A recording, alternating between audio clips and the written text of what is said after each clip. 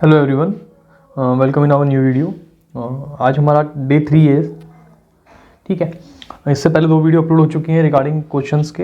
आज का स्टार्ट करते हैं। फर्स्ट क्वेश्चन है, किसकी सलाह पर ब्रिटिश सरकार द्वारा भारतीयों को परिषद में लेने की प्रक्रिया शुरू की गई थी। एक्चुअली 1857 की जब जो महान क्रांति हुई थी, उसके बाद ये महसूस किया गया था कि अब तक हम जो भी रूल्स बनाते थे, जो भी रेगुलेशंस इंडिया के लिए बनाते थे या इंडिया के लोगों के लिए बनाते थे, उसके अंदर कोई ना कोई तो गैप है, जिसकी वजह से हमें यही नहीं पता चल पाया कि इतना बड़ा विद्रोह होने वाला है।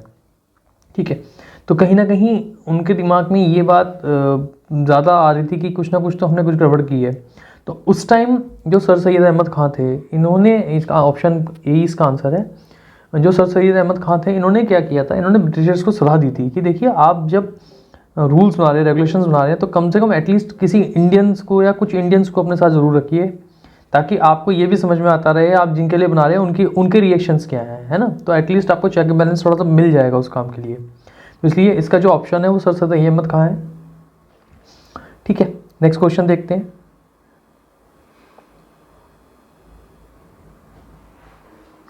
एक्चुअली इस क्वेश्चन को टैकल करना तो ठीक था, कोई दिक्कत नहीं है, बट इसके साथ एक कॉन्सेप्ट छोटा छूट गया है हमारा।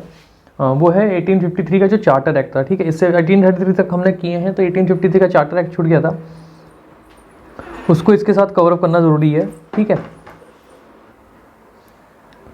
इस क्वेश्चन को थोड़ा टैकल करने टाइम एक छोटा सा पॉइंट दिमाग से निकल गया था मेरे, वो बता देता हूँ मैं आपको। 1833 हमने कवर किया था, बट 1853 में, 1 सेकेंड,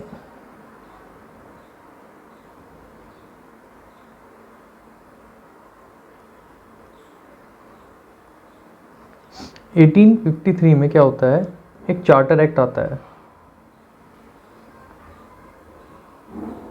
पिछली बार मैंने आपको बताया था कि कंपनी जो है, कंपनी को अब कंट्रोल में करने की कोशिश की जा रही थी। ठीक है, जो कंपनी ने अपने चारों तरफ हाथ पैर फैला रखे थे, उनको अब कंट्रोल करना था। तो इस चार्टर एक्ट में सबसे पहला काम तो ये किया गया, कंपनी को परमिशन तो दी गई बिजनेस करने की इंडिया के अंदर, बट जैसे 1833 में उसको ये बोला गया था कि आपको 20 ईयर्स का हम परमिट देते हैं आगे का काम करने का इंडिया में। अब की बार इन्होंने इसको परमिट दिया ईस्ट इंडिया कंपनी को, बट उसका टाइम मेंशन नहीं किया। ठीक है, जो टाइम था वो मेंशन नहीं किया इन्होंने इस बार कि कितने टाइम तक हम आपको आगे काम करने दे सकते हैं। सबसे पहला पॉइंट ये था इसका।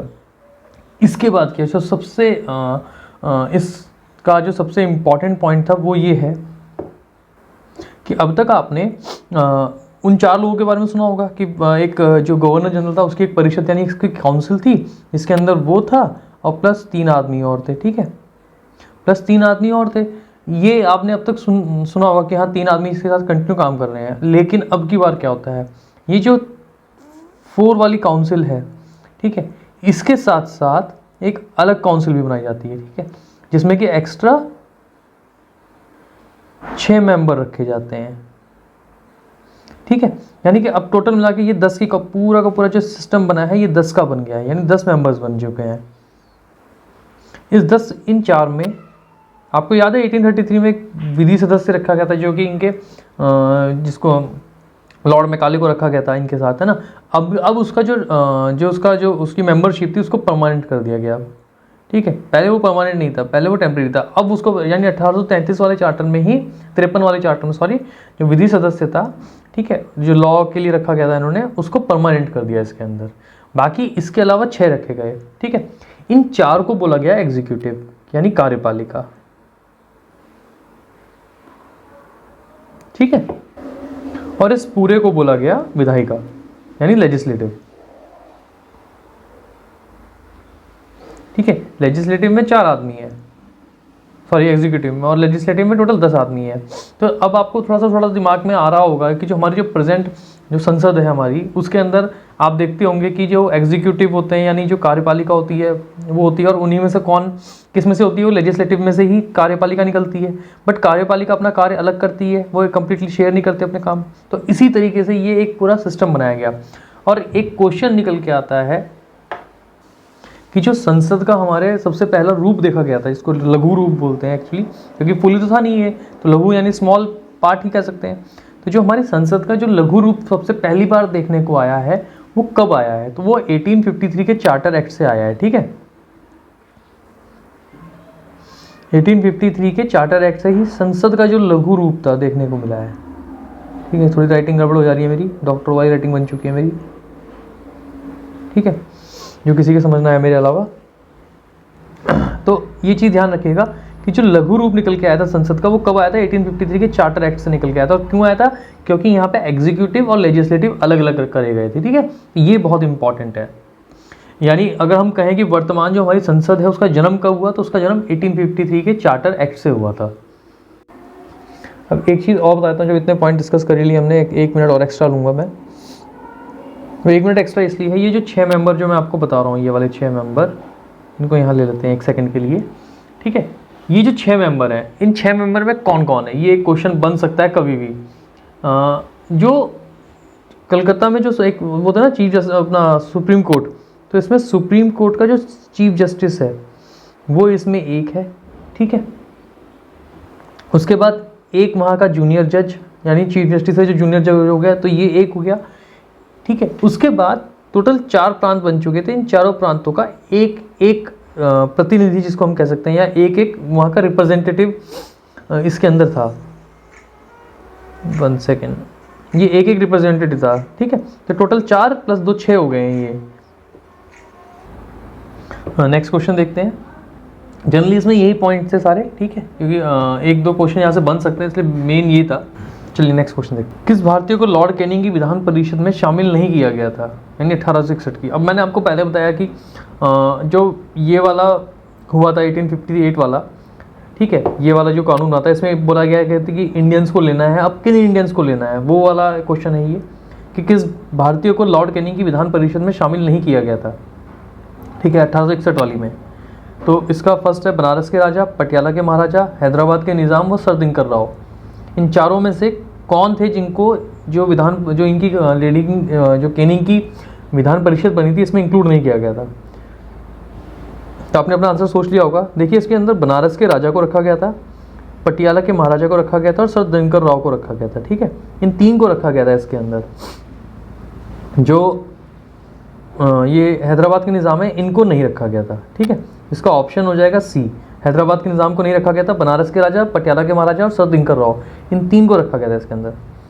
अब एक क्वेश्चन है शक्तियों के विकेंद्रीकरण यानी डिसेंट्रलाइजेशन ऑफ पावर, ठीक है। शक्तियों के विकेंद्रीकरण की प्रक्रिया किस अधिनियम के द्वारा शुरू की गई, यानी जो डिसेंट्रलाइजेशन ऑफ पावर था वो किस एक्ट के साथ स्टार्ट हुआ, ठीक है। इसका आंसर पहले आप अपना ऑप्शन सोच लीजिए। इसका आंसर है 1861 का अधिनियम, ठीक है।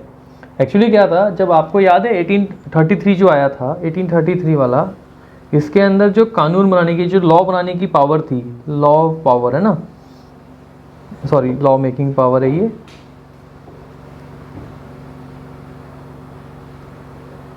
जो लॉ मेकिंग पावर थी वो वापस ले ली गई थी बम्बई और मद्रास से, ठीक है, और लेके एक जगह सेंट्रलाइज कर दी गई थी कि एक ही जगह पे अभी रूल्स बनेंगे और सबके ऊपर एप्लीकेबल होंगे। बट 1861 में आके ये समझ में आ गया था कि भैया हम सबके लिए एक जैसी पॉलिसी यूज़ नहीं कर सकते, कुछ हमें पावर्स को डिसेंट्रलाइज करना पड़ेगा ताकि एक जगह जो वहाँ का रूरल एडमिनिस्ट्रेशन है वो वहाँ का रूरल कह रहा हूँ सॉरी जो वहाँ का लोकल एडमिनिस्ट्रेशन है वो वहाँ के अकॉर्डिंग चीज़ों को बना सके, ठीक है। तो इसलिए 1861 में आके डिसेंट्रलाइजेशन ऑफ पावर कर दिया गया था और जो पावर मेकिंग जो पावर थी वो वापस कर दी गई थी जो उनके प्रोमिनेंस थे ब्रिटिशर्स के, उनको। नेक्स्ट क्वेश्चन देखते हैं।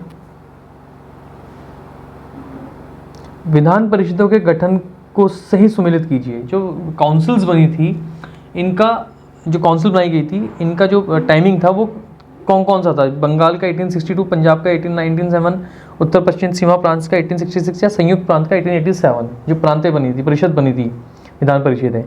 तो देखिए इनका चारों का जो टाइमिंग है वो बिल्कुल सही मैंने यहाँ पूछ रखा था कि ताकि अगर मैं देखो गलत रखूँगा तो कहीं ना कहीं वो कन्फ्यूज़न कर सकता है या आप गलती से माइंड में वो चीज़ रह जाए और एग्जाम में आ जाए तो वो गलत हो जाएगी। तो मैंने चारों ऑप्शन सही रखे हैं इसी वजह से, एक बार याद करने के लिए, ठीक है।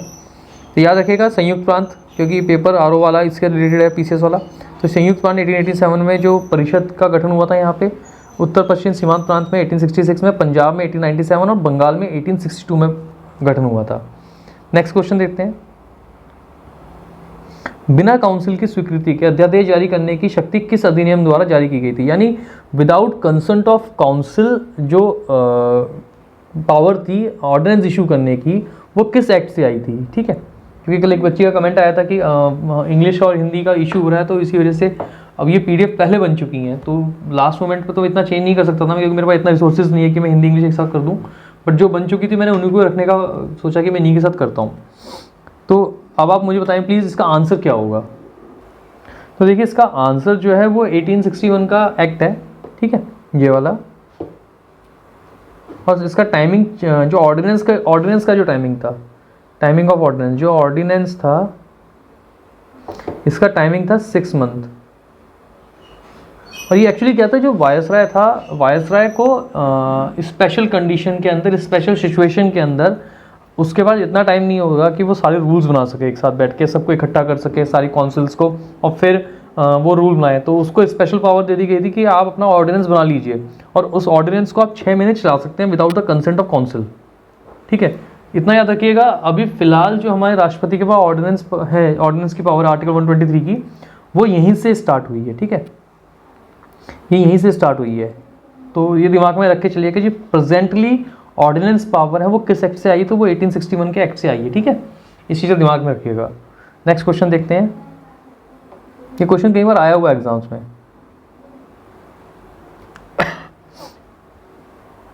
हाँ, क्वेश्चन है किस एक्ट के माध्यम से विधानमंडल के सदस्य पहली बार मंत्रियों से प्रश्न पूछ सकते थे।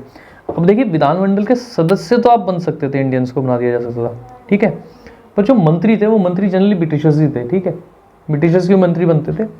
तो इन्होंने क्या किया, एक जैसे कहते हैं ना, जो छोटे बच्चे को कहते हैं कि झुंझुना पकड़ा दो हाथ में, वो बजाता रहेगा और उसमें एंगेज हो जाएगा। तो इन्होंने क्या किया ब्रिटिशर्स ने उस टाइम कि हाँ देखो हम डिसेंट्रलाइजेशन कर रहे हैं पावर का, और हम इंडियंस को भी पार्टिसिपेट करवा रहे हैं अपने रूल्स के अंदर। तो इन्होंने क्या किया, मंत्रियों को बोला कि ठीक है आप ना जो बजट हो, जनरली क्वेश्चन बजट्स के ऊपर ही ज़्यादा पूछे जा सकते हैं या इन चीज़ों के ऊपर कि भाई आप क्या कर रहे हैं। तो इन्होंने बोला कि जो विधानमंडल के अंदर जो सदस्य हैं वो मंत्रियों से प्रश्न पूछ सकते हैं, जस्ट यहाँ बोल के इन्होंने छोड़ दिया। लेकिन अब सबसे इंपॉर्टेंट पार्ट क्या था, देखिए जब आप किसी को पावर दें तो रिस्पॉन्सिबिलिटी साथ में देते हैं। इन्होंने क्या किया, सिर्फ और सिर्फ पावर्स दे दी, रिस्पॉन्सिबिलिटीज के साथ ऐड नहीं करी। अब ये इनसे क्वेश्चन तो पूछ सकते हैं कि प्लीज टेल, है ना, ये क्वेश्चन तो पूछ लेंगे प्लीज टेल, ये बताइए बताइए। और इनके पास सबसे अच्छा ऑब्जेक्ट इनके पास दे दिया, ये बोल सकते थे सॉरी कि भैया नहीं दे रहा मैं अपना आंसर। अब इन्होंने अगर ये बोल दिया कि सॉरी एक बार, तो ये इनके ऊपर सब्स्टिट्यूट क्वेश्चन नहीं पूछ सकते थे कि भैया आप सॉरी क्यों बोल रहे हो, ठीक है। ये क्वेश्चन मतलब इस तरीके की पावर बनाई गई थी उस टाइम कि आप ये इनसे क्वेश्चन पूछ सकते हैं और ये आंसर देने के लिए बाध्य नहीं है, और ये इनके ऊपर फिर सब्स्टिट्यूट क्वेश्चन भी नहीं पूछ सकते हैं कि भैया आप आंसर क्यों नहीं दे रहे हो, ठीक है। तो कुछ इस टाइप का रूल बनाया गया था इसके अंदर। इसी वजह से मतलब जस्ट ये कह सकते हैं कि आप एक तरीके से वो झुंझुना ही दे दिया था इंडियंस के हाथ में कि बजा लो और एंगेज हो जाओ। तो ये जो पूरा पूरा सिनेरियो बना था ये बना था 1892 के एक्ट से। बट हाँ कहीं ना कहीं एक चीज़ मानी जाती है कि क्वेश्चन पूछने की बात तो स्टार्ट हो गई थी कि आप क्वेश्चन पूछ सकते हैं इंडियंस, ठीक है। तो ये चीज़ इंपॉर्टेंट है।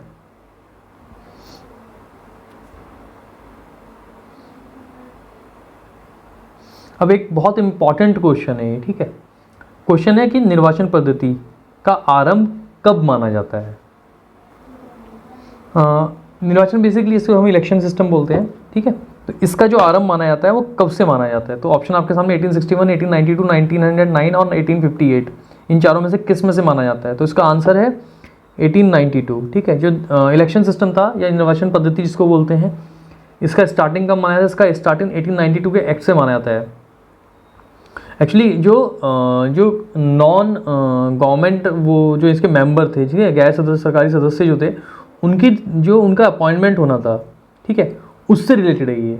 वहाँ से उनका अपॉइंटमेंट रखा गया था और ये परोक्ष होना था, ठीक है। तो उस तरीके से क्वेश्चन का आंसर है ये। स्टार्टिंग जो माना जाता है इलेक्शन सिस्टम का वो 1892 के एक्ट से माना जाता है, यानी निर्वाचन पद्धति का। नेक्स्ट क्वेश्चन देखते हैं।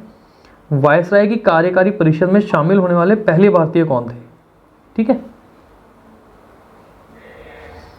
इसमें ऑप्शन दिए हुए हैं। ऑप्शन मैंने जानबूझ के कुछ इस टाइप से रखे हुए हैं ताकि आपको दो क्वेश्चन इसका हैंडल हो सके।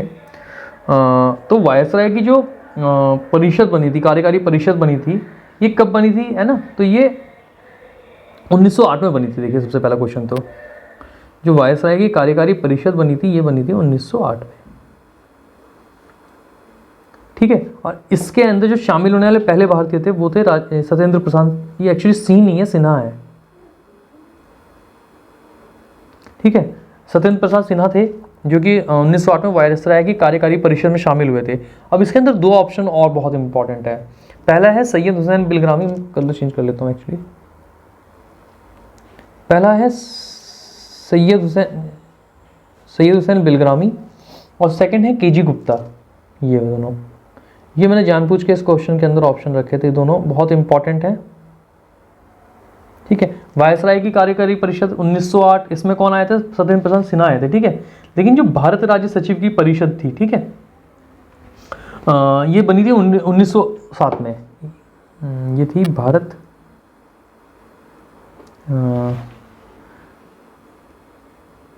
राज्य, थोड़ी सी राइटिंग मेरी गड़बड़ है, ठीक है, एडजस्ट कर लीजिएगा। जो भारत राज्य सचिव की जो परिषद थी, यानी काउंसिल जो बनी थी, ये कब बनी थी? ये बनी थी 1907 में, ठीक है, 1907 में बनी थी और ये दोनों उसमें शामिल हुए थे, ठीक है। तो दो क्वेश्चन हैंडल हुए हैं साथ में कि वायसराय की जो कार्यकारी परिषद थी वो कब बनी थी? 1908 में बनी थी। और फर्स्ट कौन थे जो उसमें उनको एज ए मेंबर लिया गया था? वो तो सत्येंद्र प्रसाद सिन्हा।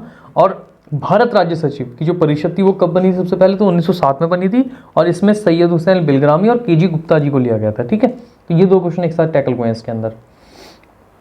क्वेश्चन 9 है कि 1909 के मार्ले मिंटो अधिनियम के बारे में क्या सत्य नहीं है? जो 1909 का मार्ले मिंटो अधिनियम आया था, इसके बारे में कौन सा ऑप्शन सही नहीं है? पहला, परिषद की संख्या 16 से 60 हो गई। प्रांतीय विधान परिषदों की संख्या एक समान की गई। प्रांतीय परिषदों में परोक्ष निर्वाचन प्रणाली लागू की गई।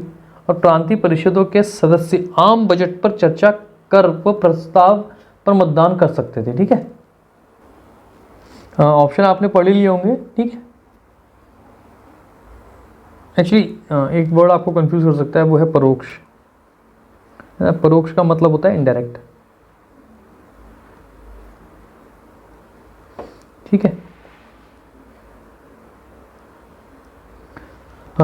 तो इसका जो ऑप्शन है आपने अपने हिसाब से चेक कर लिया होगा। इसका जो करेक्ट ऑप्शन है, कौन सी चीज़ के बारे में सही नहीं है, वो ये है, ये है ना, एक समान की गई। ये एक समान नहीं की गई थी। देखिए, जब वो सबकी पॉपुलेशन अलग है, सबका सिस्टम अलग है, तो कहीं ना कहीं उनका जो सीट्स थी वो भी अलग अलग हो गई थी, ठीक है। तो इसलिए वो वहाँ पे एक समान नहीं थी।